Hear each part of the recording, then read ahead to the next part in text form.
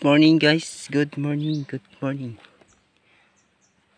Ganito po kalawak ang paliguan ng ating kalabaw na si Toro.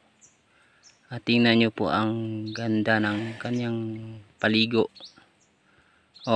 Galing po siya sa pag-araro namin mga kaidol. Nagraro po ako kanina kaya lang nakaramdam na siyang init at saka hapo ng kanyang katawan mga kaidol.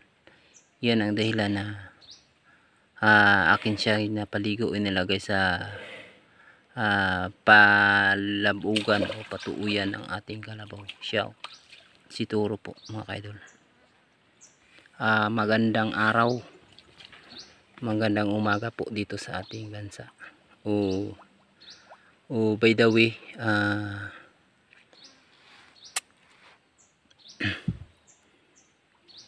ganito po ang pag-alaga ng ating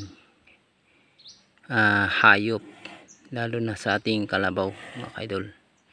So yun, nagkusmo-kusmo siya ang kanyang ilong kasi ramdam niya ang lamig ng tubig dyan at saka putik sa ilalim mga kaidol. So ang lawak nga pwede nga hanggang 6 na kalabaw or 10 mga kaidol kasya dito. Lawak, pero siya lang talaga ang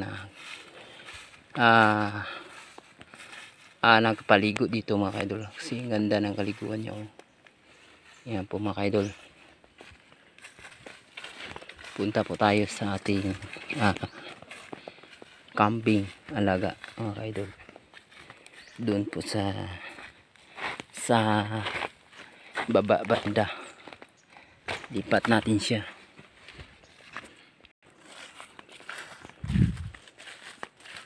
Lipat po natin alagang kambing para mabusog yung tulo dun sa baba kunti mga kaidol. Yun yun ang kambing natin. Alam niyo po sa baba kunti. Ito po yung kambing natin mga idol. Yung kambing natin na alaga. So 5 piraso na po to. Binta ko noong December. Bininta ko noong December ang 6 na piraso. Ayan, natira 5 na lang po. Yun mga maliliit. Yan yung anak niya anak ng ganyan. Yun ang ina niya at saka yun ang anak niya, malaki na nga. Ilang buwan nun to kayo, parang 2 buwan pa lang to pero malaki na. Yun anak niya, 2 mga kaidol. 2 yung anak niya at saka ito isa lang anak niya pero malaki na. Binta nga na 2.5 yan or totoo dito. So lipat natin to.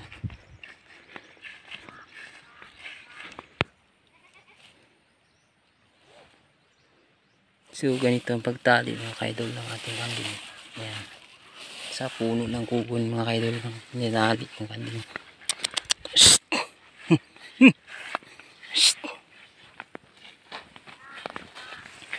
Kambing natin yun, lipat natin sa baba konti para magkaroon tayo ng damo doon. Marami doon damo, baba konti. Yan, takbuhan na mga kaidol. Kasi natutuwa sila kasi ilipat na yung ina nila, lipat dito sa baba konti para magkaroon ng maraming pagkain mga kaidol. Yun mga kaidol. Tuwang-tuwa sila, tingnan mo. Yun mga kaidol, binigyan ko sila ng pagkain or sakati na ipilipil, biatilis mga kaidol. Yan po, binigyan ko sila ng pagkain para sila matutuwa. Tingnan natin ang ating kambing, tuwa-tuwa. Me! Mga anak nila hindi pa pumunta dito pero busog naman sila doon eh. Me!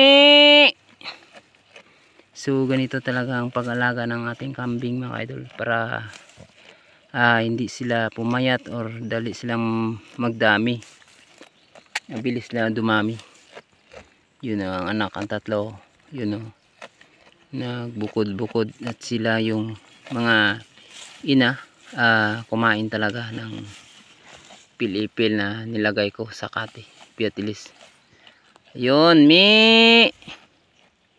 Mi, hali na kayo dito. Mi!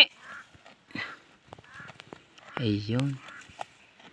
Diba ganito talaga. Wag lang tayong puro lang tali sa bakanti mga idol. Kundi ang ating kambing ay bibigyan man natin talaga ng paminsan-minsan na mga dahon ng kahoy or sakati tulad ng biatilis, lubi-lubi.